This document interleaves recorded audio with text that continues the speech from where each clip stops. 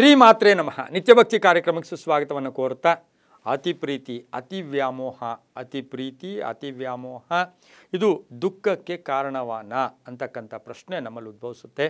ಅತಿಯಾದ ಪ್ರೀತಿ, ಅತಿಯಾದ ವ್ಯಾಮೋಹ ಇದು ಒಂದಲ್ಲ ಒಂದು ದಿವಸ ದುಃಖವನ್ನು ಸೃಷ್ಟಿ ಮಾಡುತ್ತಾ?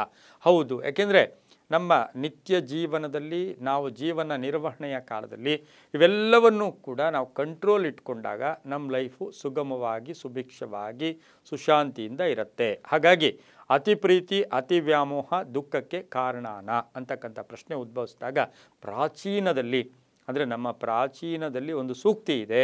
ಅದನ್ನೇ ನಾವು ಅತಿ ಸರ್ವತ್ರ ವರ್ಜಯೇತ್, ಅತಿ ಸರ್ವತ್ರ ವರ್ಜಯೇತ್ ಅಂತ ಕರಿತೀವಿ. ಅದರ ಅರ್ಥ ಏನು ಅಂದರೆ, ಅತಿ ಯಾವಾಗಿದ್ದರೂ ಸಹ ಅತಿ ಸರ್ವತ್ರ, ಯಾವಾಗಲೂ ಕೂಡ ಪ್ರತಿ ಸಮಯದಲ್ಲೂ ಕೂಡ ಅತಿ ಆಗಬಾರ್ದು. ಯಾವುದೂ ಅತಿ ಆಗಬಾರ್ದು. ಯಾವ ಥರ ಅತಿ? ಪ್ರಾಣಿ ಬಗ್ಗೆ ವ್ಯಾಮೋಹ ಅತಿ ಆಗಬಾರ್ದು, ವಸ್ತು ಬಗ್ಗೆ ವ್ಯಾಮೋಹ ಅತಿ ಆಗಬಾರ್ದು, ಹೆಂಡತಿ ಬಗ್ಗೆ ಒಂದು ತುಂಬ ಪ್ರೀತಿ ಪ್ರೇಮ ವ್ಯವಹಾರಗಳು ಕೂಡ ಅತಿ ಆಗಬಾರ್ದು, ಮಕ್ಕಳ ಮೇಲೆ ಅತಿ ಆಗಬಾರ್ದು, ವಸ್ತುಗಳ ಮೇಲೆ ಅತಿ ಆಗಬಾರ್ದು, ಉದ್ಯೋಗದ ಬಳಿ ಅತಿ ಆಗಬಾರ್ದು. ಯಾವುದು ಅತಿ ಇರುತ್ತೋ ಅದು ಸರ್ವತ್ರ ವರ್ಜಯೇತ್, ಅತಿ ಸರ್ವತ್ರ ವರ್ಜಯೇತ್ ಅಂತ ಸಂಸ್ಕೃತದಲ್ಲಿ ನಮಗೆ ಒಂದು ಮಾತು ಕೂಡ ಹೇಳ್ತಾರೆ. ನೀತಿಶಾಸ್ತ್ರದಲ್ಲೂ ಹೇಳ್ತಾರೆ, ಯಾವುದು ಕೂಡ ಅತಿ ಆಗಬಾರ್ದು. ಅತಿ ವ್ಯಾಮೋಹ ನೆಮ್ಮದಿ ಇರೋದಿಲ್ಲ.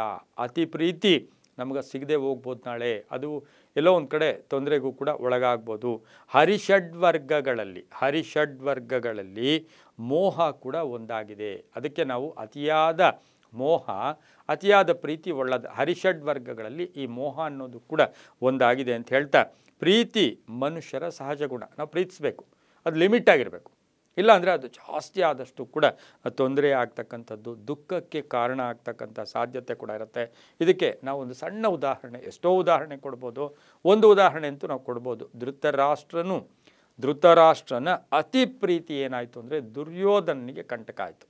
ಧೃತರಾಷ್ಟ್ರನ ಅತಿಯಾದ ಪ್ರೀತಿ ದುರ್ಯೋಧನನಿಗೆ ಅದು ಕಂಟಕ ಕೂಡ ಆಯಿತು. ಧೃತರಾಷ್ಟ್ರನ ಕುರುಡು ಪ್ರೀತಿ ಅಂತೂ ಕೂಡ ಕರೀತೀವಿ ನಾವು. ಕುರುಡು ಪ್ರೀತಿ ಇಡೀ ಕೌರವ ಅವ್ರನ್ನ ನಿರ್ನಾಮ ಮಾಡೋದರಲ್ಲಿ ಒಂದು ಪಾತ್ರ ಕೂಡ ಇತ್ತು ಅಂತ ನಮ್ಮ ಶಾಸ್ತ್ರಗಳಲ್ಲೂ ಕೂಡ ಹೇಳುತ್ತೆ.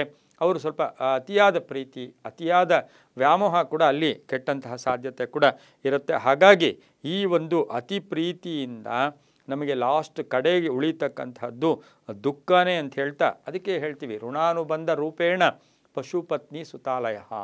ಋಣಾನುಬಂಧ ರೂಪೇಣ ಪಶುಪತ್ನಿ ಸುತಾಲಯ ಎಲ್ಲವೂ ಕೂಡ ಋಣಗಳಿಂದ ಬರುತ್ತೆ.